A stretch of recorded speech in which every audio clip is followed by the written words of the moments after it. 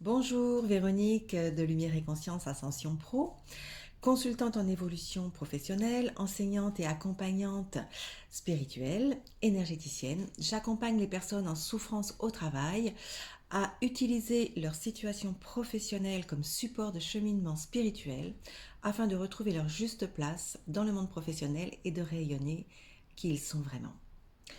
Alors aujourd'hui, une petite vidéo un petit peu différente. Je ne vais pas vous donner des conseils particuliers, mais c'est juste une vidéo pour vous aider peut-être à faire une prise de conscience sur un type de situation. Voilà. Donc, de quoi s'agit-il? C'est la situation où tout s'écroule d'un coup.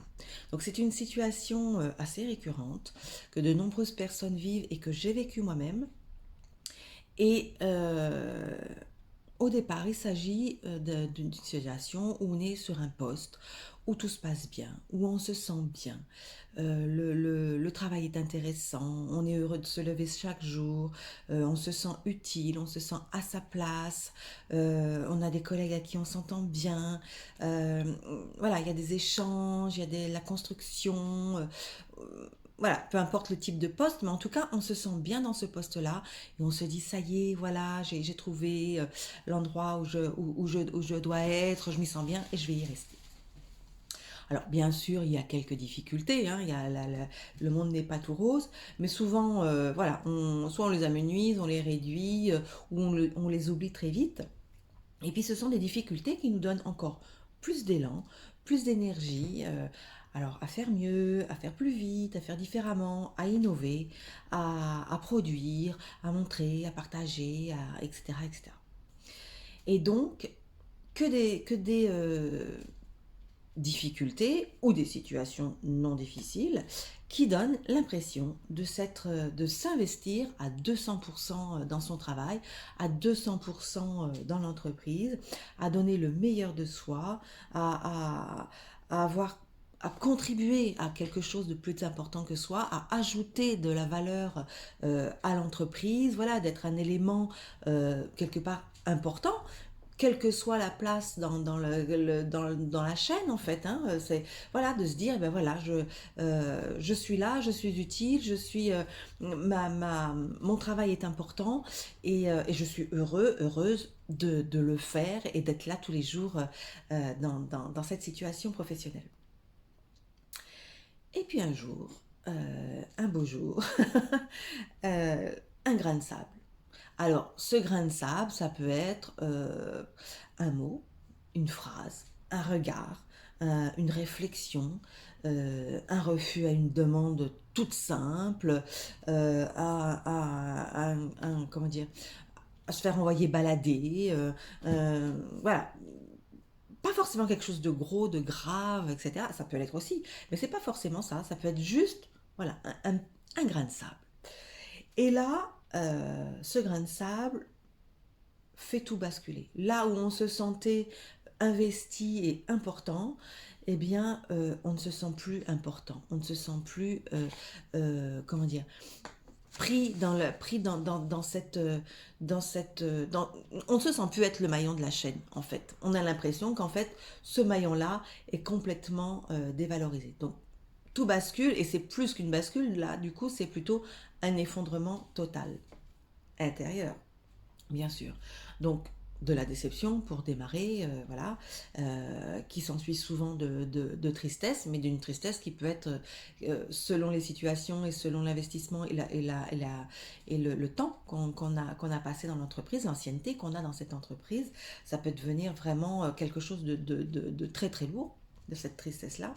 En tout cas, un manque de reconnaissance, un sentiment d'injustice aussi souvent, parce que on se dit bon, moi j'ai tout donné, et puis voilà, je demande juste ce simple truc, on me le refuse, alors que moi j'ai donné des heures, j'ai donné de mon temps, j'ai donné de mon énergie, de ma fatigue, voilà, mes enfants, j'aurais pu être à côté de mes enfants, alors que du coup je reste au travail, enfin, vous voyez, voilà, tout ce genre de choses.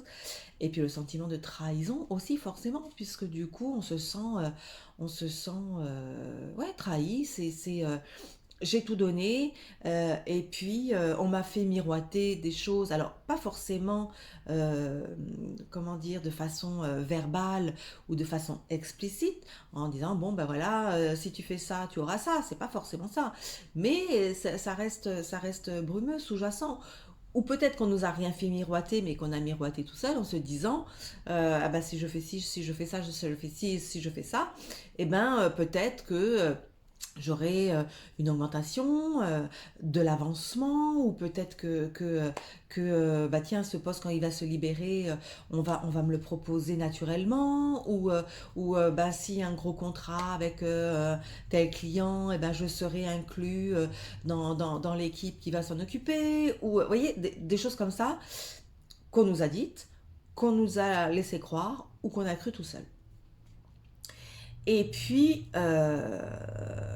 forcément, il y a cette impression, du coup, de s'être fait avoir, de s'être fait manipuler, on a, voilà, on a profité de moi alors que j'ai rien en retour, en fait.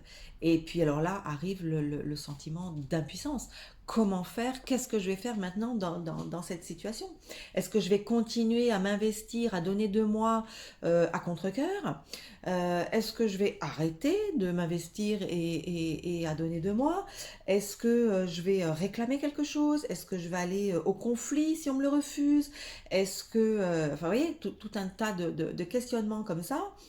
Et puis cette idée qui nous traverse de plus en plus souvent d'avoir envie voilà, de tout plaquer, eh ben, puisque c'est ainsi, qui se débrouille, moi je m'en vais, et puis il verra bien que bah, quand je suis plus là, il ou elle hein, verra bien que si je suis plus là, bah, ça va pas tourner de la même manière, parce que moi j'ai apporté telle chose, et que sans moi, bah, du coup, il y a plein de choses qui vont plus fonctionner comme il faudrait. Et là, du coup, ils vont peut-être me regretter, etc., etc. Ceci dit, ce sont des idées, c'est une idée qui passe et qui repasse dans tous les sens, mais qui se concrétise rarement parce que derrière, il y a des choses qui nous lient aussi. Il y a des factures, il y a des enfants, il y a une maison, il y a voilà, tout un tas de choses qui font que à ce moment-là, c'est compliqué. Et puis, il y a aussi la société en général, le contexte générale, c'est-à-dire bah, il n'y a pas forcément d'emploi dans ma région, dans mon secteur d'activité, tout près de chez moi, ou il y en a, mais voilà, effectivement, je vais avoir plus de difficultés ou plus de frais pour y aller. Voilà, il y a des choses qui font que bah, cette idée fluctuante qui s'en va et qui revient va pas se mettre en place.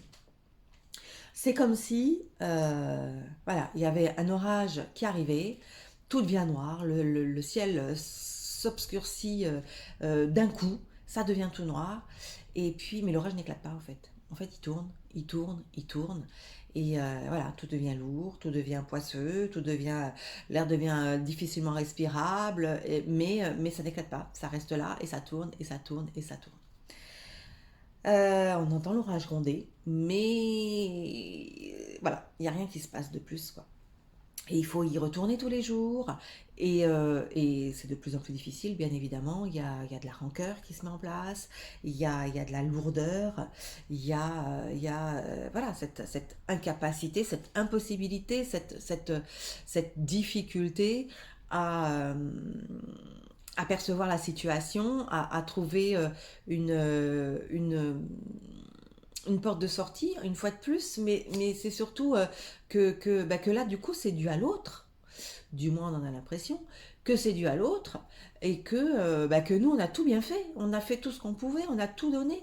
Et que en retour, on n'a pas le juste retour de ce qu'on a donné. En fait, il y a un déséquilibre qui se met en place. On pensait que tout était équilibré, que le soleil brillait, et puis en fin de compte, on se rend compte que c'est pas du tout ça, que c'était déséquilibré, et que le soleil brillait qu'à l'intérieur de nous, que dans notre tête, parce qu'en fait, dans la réalité n'était pas comme ça. Alors, qu'est-ce qu'il y a derrière tout ça? Euh, Il y a forcément, intérieurement, un besoin de reconnaissance, un besoin d'être valorisé, un besoin d'être aimé d'une manière ou d'une autre. Et pourquoi il y a ce besoin de reconnaissance, de valorisation et d'être aimé? Pourquoi on le recherche comme ça à l'extérieur, et notamment dans cette situation-là, dans notre milieu professionnel? Parce que, tout simplement, à l'intérieur, on ne se reconnaît pas soi-même, on ne se valide pas soi-même, on ne se valorise pas soi-même, on ne s'aime pas soi-même, ou on ne s'aime pas de la bonne manière, ou on ne s'aime pas à sa juste valeur. Voilà ce qui se passe. Et cette situation-là, comme toutes les autres situations qu'on a pu voir jusqu'à maintenant ou qu'on va voir par la suite, n'est qu'une situation parmi d'autres qui fait qu'on doit avoir cette prise de conscience que on est en cheminement et là on arrive à quelque chose où on ne peut pas faire comme si ça n'existait pas. On est là pour transmuter quelque chose. Alors, là où je voulais en venir, c'est que il y a forcément une blessure ou plusieurs blessures qui sont en jeu, hein, là, en dessous de tout ça, de ces besoins. Ce sont des blessures qui sont ravivées. Donc ça, peut-être on en reparlera à d'autres moments. Mais là où je voudrais en venir aujourd'hui, c'est que derrière ces blessures, il y a encore quelque chose. Et derrière ces blessures, il se peut fort bien qu'il s'agisse de votre contraste, que vous soyez à l'intérieur de votre contraste personnel. Alors, j'ai déjà parlé du contraste, il me semble, dans le numéro 0, le numéro de présentation. Et là, j'aimerais y revenir de façon un petit peu plus détaillée. De quoi s'agit-il? On a tous une essence divine, une présence divine, qu'on peut appeler aussi, que certains appellent aussi un fragment divin, qui vient de la lumière divine. Donc, on est une partie de cette lumière. Une partie de cette lumière qui porte une partie de cette lumière, forcément, mais avec des particularités bien spécifiques. Cette lumière, elle a un rayonnement bien spécifique. C'est notre rayonnement. Cette lumière, cette lumière qui porte ce rayonnement ou ces rayonnements bien spécifiques, va porter à travers ces rayonnements des dons, des talents bien spécifiques, mais également des vulnérabilités bien spécifiques. Quand on s'incarne dans un être humain, on va devenir donc une personne, une personnalité, un ego, un avatar, vous utilisez le terme que vous préférez. À l'incarnation, en fait, notre lumière qui a choisi un cheminement, qui a un plan, en fait, une mission au sens large, hein, parce que c'est pas une mission, c'est une mission générale, avec plein de soumissions à l'intérieur. Alors non pas soumission en un seul mot, mais en deux mots, de sous-parties, de mission, qui va être le fil conducteur de notre vie, en fait, de la vie de cet avatar-là, de la vie de cette personne-là qui s'incarne à ce moment-là, dans ce pays-là, dans cette ville-là, dans ce quartier-là, et plus tard dans cet emploi-là. Il y a quelque chose qui est derrière ça, ça n'arrive pas comme ça par hasard. À l'incarnation, la lumière de notre présence, de notre fragment, va s'inverser, en fait. C'est-à-dire que nos dons, nos talents vont s'inverser et devenir notre contraste. C'est-à-dire que va arriver sur la Terre, puisqu'on est en dualité, va montrer en fait la partie contrastée. Souvent on l'appelle l'ombre, ça peut être une façon de l'appeler aussi, mais sachant que l'ombre a souvent une connotation négative. C'est pour ça que je préfère ne pas l'employer ici, mais ça correspond à ça en fait. Le contraste va se déployer en fait. Et donc nos vulnérabilités avec. Et là, dans la situation où tout s'écroule, où tout bascule, où tout s'effondre, on est bien souvent dans une situation un de nos plus grands contrastes. C'est-à-dire qu'on va arriver à un endroit de notre vie, mais à un endroit intérieur, où on n'a plus vraiment le choix. C'est-à-dire que si cette idée flottante de tout plaquer, de partir, etc., se met en place, on va passer à côté de quelque chose. L'idée, c'est pas de rester à tout prix dans ce poste, c'est pas ça. Peut-être qu'il faudra partir, peut-être qu'il faudra se reconvertir, peut-être qu'il faudra créer autre chose, etc. C'est pas le problème pour le moment. Mais là, à cet endroit-là, à ce moment-là du parcours, il faut illuminer ce contraste. C'est-à-dire que le contraste nous demande de mettre de la lumière dessus et de construire exactement l'inverse de ce qu'on est en train de vivre à l'endroit où on est en train de le vivre. Par exemple, vous êtes en train de vivre, alors si le plus fort pour vous voilà, par exemple, oui, si le contraste le plus important pour vous est l'injustice, par exemple, alors il va falloir que vous créiez de la justice à l'endroit même où vous êtes.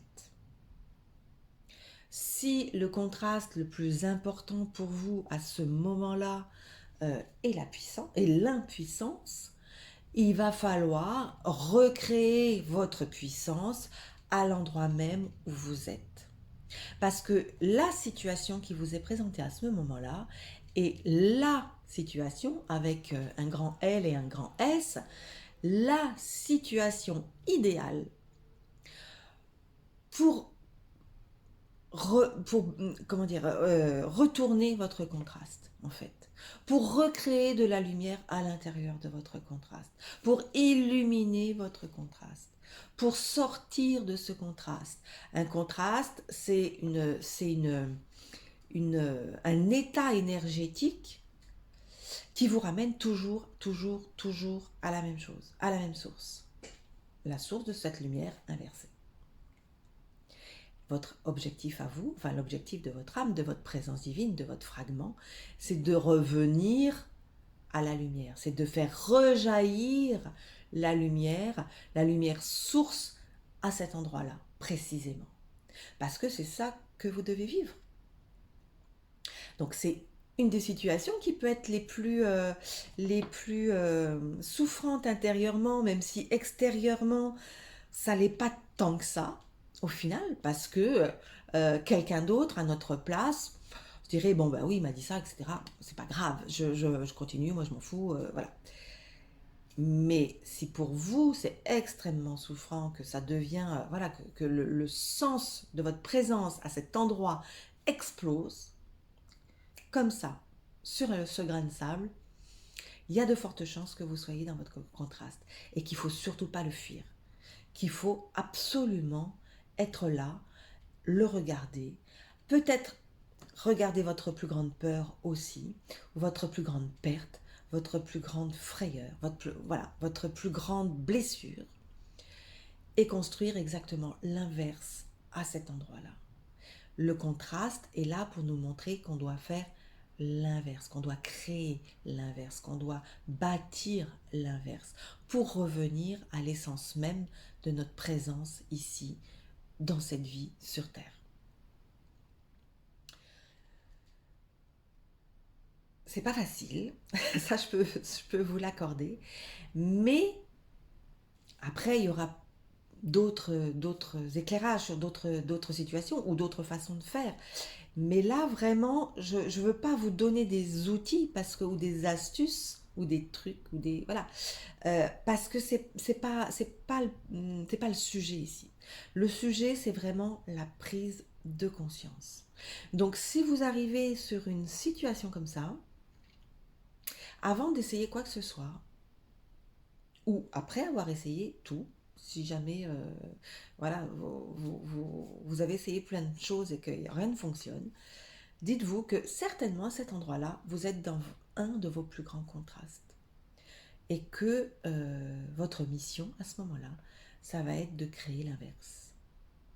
Donc si je souffre à cet endroit-là, je dois créer la non-souffrance.